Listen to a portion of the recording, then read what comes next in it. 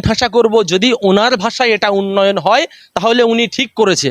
কিন্তু শিক্ষাজীবী বুদ্ধিজীবীরা জানে যে উন্নয়ন মানে মানুষ যাতে মাথা উঁচু করে বাঁচতে পারে, শিক্ষার্থীরা যেন সুশিক্ষায় শিক্ষিত হয়, বাংলার মহিলারা যেন সুরক্ষা সহ এবং নিজেদের যখন ইচ্ছা যেখানে ইচ্ছা সেখানে যেতে পারে, এবং বাংলার শ্রমজীবী মানুষরা যেন সুন্দরভাবে তাদের জীবনযাপন অতিবাহিত করতে পারে, এবং যে কাজগুলো করলে বাংলার মানুষদের সুবিধা হবে সেইগুলোই উন্নয়ন।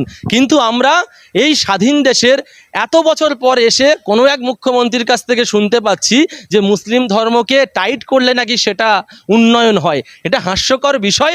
আমরা একটাই কথা সর্বসময় বলবো, সংবিধানকে আমরা সর্বসময় সম্মান করি, গণতান্ত্রিক প্রক্রিয়াকে আমরা মেনে চলি। তাই যারা আমাদেরকে টাইট করার কথা ভাববে, যারা আমাদেরকে পিছিয়ে দেওয়ার কথা ভাববে, তারা কোনো না কোনো দিক থেকে তারাই পিছিয়ে যাবে। আমরা একটা কথা সর্বসময় বলে এসেছি, আমরা ঐক্যর সঙ্গে ছিলাম, আমরা সংবিধানের সঙ্গে ছিলাম, আমরা বাঙালিদের সঙ্গে ছিলাম, আমরা ভারতীয়দের সঙ্গে ছিলাম, কারণ আমরা ভারতবাসী। তাই কে আজকের কি বলবে, কি কটূক্তি করবে, সেটা আমরা কর্ণপাত করব না। কারণ আমরা একটা জিনিস খুব ভালো করে বুঝে গেছি, কিছু মানুষ চাইছে যাতে মুসলিমরা তাদের কথায় রিয়াকশান দেয় এবং কোনো একটা কেয়াস তৈরি হয়, কোনো একটা ঝামেলা তৈরি হয়, সেই ঝামেলা দিয়ে এরা রাজনৈতিক রুটি সেঁকবে। তাই বাংলার প্রত্যেকটা মুসলিমদেরকে বলবো, ওদের যা ইচ্ছা করুক, গণতান্ত্রিক প্রক্রিয়ায় আমরা এর উত্তর দেব। কোনো ওদের সাজানো চক্রান্তে আমরা পা দেব না, কোনো প্রকার ঝামেলাতে আমরা থাকবো না।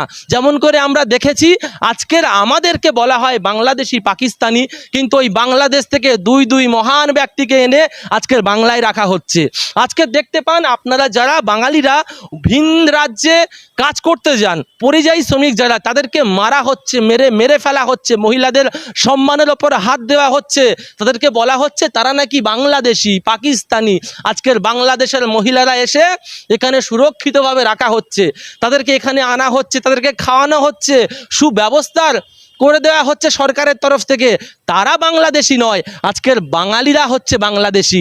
এটা হচ্ছে বাঙালিদের জন্য লজ্জা, ভারতীয়দের জন্য লজ্জা। তাই যারা চেষ্টা করছেন, যারা মনে করছেন, যারা চক্রান্ত করছেন যে বাংলার মুসলমানদেরকে আমরা যে কোনো একটা বিষয়ে ফাঁসাবো বা তাদের আন্দোলন করতে বাধ্য করব, আপনারা ভুল করছেন। আমরা আপনাদের পাতা চক্রান্তে ফাঁদে পা দেব না, কারণ বাংলার মানুষ আগের থেকে অনেক সচেতন হয়ে গেছে। কারণ বাংলার মানুষ দেখছে বিগত দিনে, বিগত সরকারের আমলে যে সকল অসাংবিধানিক কথাবার্তা কেউ বলেনি, সেটা এই সরকারের আমলে বলছে। বিগত সরকারের আমলে যে সকল অনৈতিক কাজগুলো হয়নি, 3 মাসে তার থেকে বেশি অনৈতিক কাজ হচ্ছে। বিগত সরকারের আমলে বাংলার মানুষ মাথা উঁচু করে বাঁচত, আর এই সরকারের আমলে আমরা দেখতে পাচ্ছি বাংলার মানুষদেরকে মারা হচ্ছে, ইটের বাড়ি মারা হচ্ছে, ডিমের বাড়ি মারা হচ্ছে। এটা বাঙালিদের জন্য লজ্জা। তাই আগামীতে বাংলার মানুষ আপনাদেরকে ভোটের মাধ্যমে জবাব দেবে। এটা আমি বলছি না, বাংলার মানুষ বলছে। কারণ বাংলার মানুষ কোনোদিন অসাম্প্রদায়িক ব্যক্তিদের এই বাংলায় ঠাঁই দেয়নি। তারা সর্বসময় যারা ভ্রাতৃত্ব পছন্দ করে, যারা প্রত্যেক জাতির মানুষকে এক সুতোয় বেঁধে রাখতে পারে, তাদেরকে অগ্রাধিকার দিয়েছে, তাদেরকে এই বাংলায় ঠাঁই দিয়েছে। তাই আপনারা যা করছেন 10 বার ভেবে চিন্তে করুন, এমন কাজ করুন যাতে বাংলার জন্য উন্নতি হয়, বাংলার মানুষের জন্য উন্নতি হয়। বাংলা ভাঙুক, বাংলা 2 ভাগে বিভক্ত হয়, এমন কাজ আপনাদের কাছ থেকে আমরা কোনোদিন আশা করি না। কিন্তু আপনাদের কিছু নেতার বক্তব্যে আমরা বুঝতে পারছি তারা বারংবার এই বাংলায় একটা সাম্প্রদায়িক দাঙ্গা লাগাতে চাইছে। কিন্তু আমরা প্রতিজ্ঞাবদ্ধ হয়েছি, এই বাংলায় আমরা সাম্প্রদায়িক দাঙ্গা লাগাতে দেব না। কারণ এই বাংলা সম্প্রীতির বাংলা, এই বাংলা নেতাজি সুভাষচন্দ্র বোসের বাংলা, এই বাংলা রবীন্দ্রনাথ ঠাকুরের বাংলা, এই বাংলা কাজী নজরুল ইসলামের বাংলা। তারা যেমন করে বাংলাতে প্রত্যেক জাতি ধর্ম বর্ণ নির্বিশেষে একতা, ভালোবাসা, বন্ধন শিখিয়ে গেছে, আমরা সেই পথে চলবো। তাই দাঙ্গা লাগানোর কাজ বন্ধ করুন, উন্নয়নের কাজ শুরু করুন। যারা অসাম্প্রদায়িক, যারা বাংলার ইতিহাসকে অস্বীকার করে, যারা ভারতবর্ষের সংগ্রামীদের ইতিহাসকে অস্বীকার করে, তাদের দ্বারা এমন নেক্কারজনক কাজ স্বাভাবিক।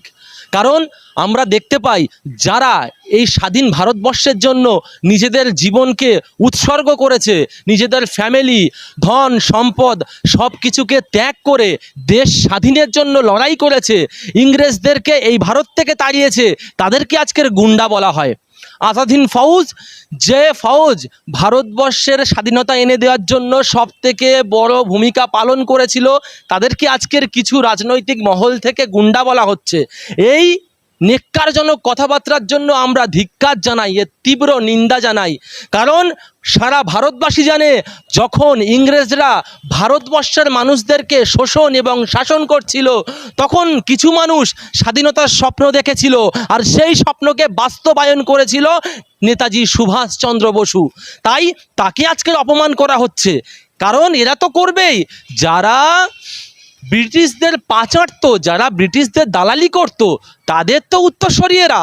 না হলে আজকের চিন্তা করে দেখুন, যেই স্বাধীন ভারতবর্ষে আমরা আজ বসবাস করছি, সেই দেশের মানুষকে গোলাম হিসেবে রেখেছিল ইংরেজরা। আর সেই ইংরেজদের তাড়ানোর জন্য সব থেকে বড় ভূমিকা যিনি পালন করেছিলেন, তিনি অন্য কেউ নয়, আমাদের নেতা, আমার নেতা, এই ভারতবর্ষের সকলের আইডল, সকল যে যাকে বড় মানুষ, যাকে সম্মান এবং যাকে নিজেদের নেতা হিসাবে নিজেদের প্রাণে জায়গা দেয়, তিনি আর কেউ নয়, নেতাজি সুভাষচন্দ্র বসু। তাকে আজকের অপমান করছে এই সকল অসাংবিধানিক মানুষগুলো। দুঃখের বিষয় এই যে ভারত স্বাধীনের এত বছর পরে এসেও আমাদের সেই সকল বীর যোদ্ধা, সেই সকল ভারত মায়ের সন্তানদের নামে এই কুরুচিকর বক্তব্য আমাদের শুনতে হয়।